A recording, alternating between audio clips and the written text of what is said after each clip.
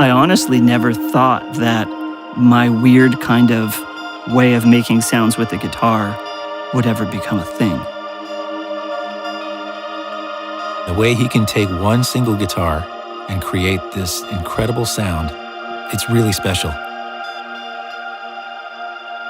I'm just feeling it in my core, and I feel what the next note's going to be. And sometimes I just put my hands to the instrument, but I'm never premeditating any of this stuff. There's a lot of really colorful forms and phrases and really deeply emotional things happening in the guitar that when you crank it up and you get into the music, get into the stereo field, there's some pretty profound things happening. I guess a lot of the magic happens after you've played the notes, and these notes are ringing out and echoing and merging and crossing over and shaking hands with and passing by previous phrases. And when it really does come together, some things happen that you could never have consciously thought of. Harmonies are created, chords happen that you don't even think about.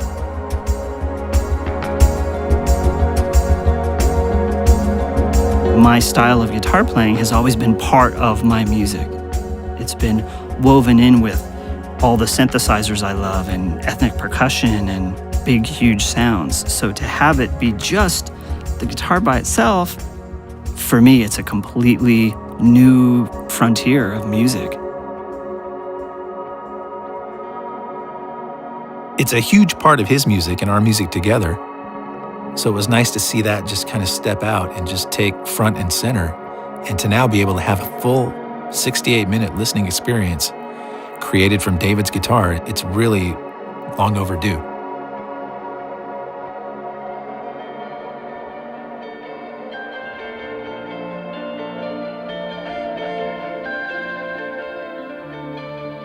Well, I started playing guitar in high school. I was really into U2, the band U2, and I was really attracted to this guitar sound that I had never heard on a rock and roll record before. I immediately started experimenting with digital delay units and guitar pedals and reverbs and echoes, and I really just wanted to do that music.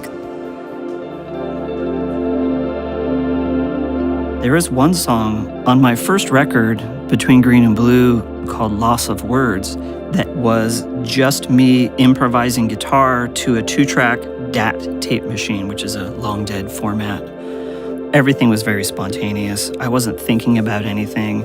I had no intention of taking the music I was recording that night and putting it out, or even playing it for anybody, for that matter. So that's the only time I've ever done guitar really by itself.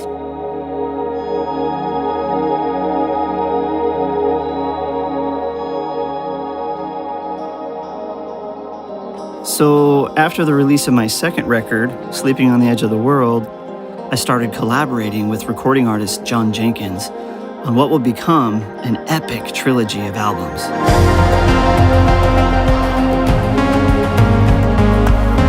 He really embraced this weird guitar music that I was doing, which, to be honest, not a lot of other people that I'd worked with in the past had.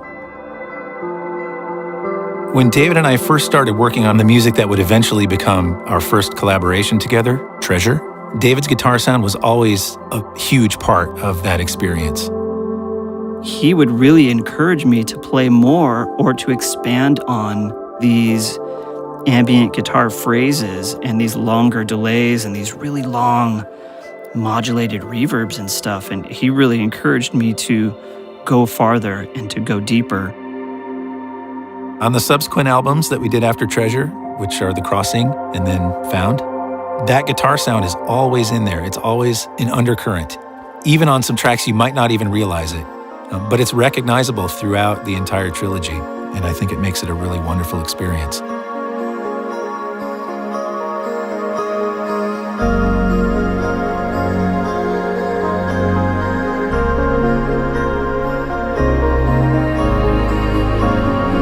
Once the trilogy with Jenkins was complete, I was really focused on my next solo release. I really wasn't making time for the guitar experimentation. So I said, you know what? I'm going to make myself pick up the guitar and make some ambient guitar music. So every Sunday night, I would sit down with the guitar, press record, and just improvise an ambient guitar piece in a single take, and then immediately post it to YouTube with some visuals, just sharing it, really. So that's what started the Sunday Loops. Once I started talking with John Jenkins about, what do you think about putting an ambient guitar record together? And John was like, well, you are working on your big album right now, and maybe you should focus on that. David has been working real hard on his next solo album. I've heard a lot of it, and it's going to be a huge, amazing sounding album. So I was a little surprised when he came to us with this idea of doing an ambient guitar album. I was a little worried, and I even tried to talk him out of it and tell him to wait until after the next album came out. And then ultimately, just something about it I really loved. It was definitely worthy of getting out there so that people could hear it. So we did.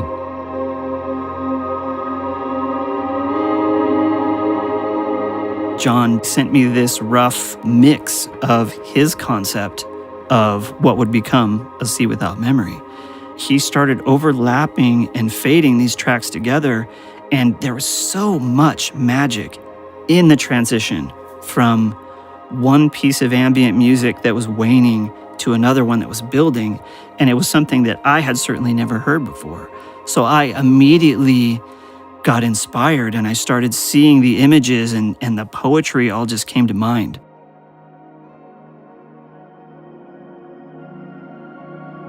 When we were working on Found, I remember there was this photographer from the Upper Peninsula of Michigan, Sean Malone. She sent through these images in movies of the Aurora Borealis, the Northern Lights. I just remember how stunning those images were, and it's really great to see how inspired David has been by Sean's work. I think she did some of the images for the Sunday Loop series. So Sean Malone created and captured these stunning visuals, landscapes, water, and the Northern Lights. And when I started doing the Sunday Loops and putting those out every week, I think at some point I asked her if she wouldn't mind providing some of the visuals for the Sunday Loops. It became where, as I sat down to play a loop on a Sunday night, I would think of Sean's visuals. So a lot of the music was written imagining those cold, colorful nightscapes that she is so famous for. I don't think there was any question that when it became an album, all of the imagery had to be from Sean's work, because that's really what inspired much of the music on the album. The combination of Sean's images and Daniel Pipitone's graphic design on that digital booklet that's included, and the photography of Joe Abreu, all those things coming together in this amazing 14-page digital booklet. I don't think the label has ever put out anything with that kind of a artwork spread before. So by the time it got into the hands of Howard Gibbons, who has done all the mastering for A Sea Without Memory, it just took this thing that was already incredible and just became so crystal clear that I was really overwhelmed. I was like, wow, how fortunate am I to be with people like John Jenkins and Howard Gibbons, Daniel Pipitone, and Sean Malone to help me bring this record to the listeners. It's just amazing.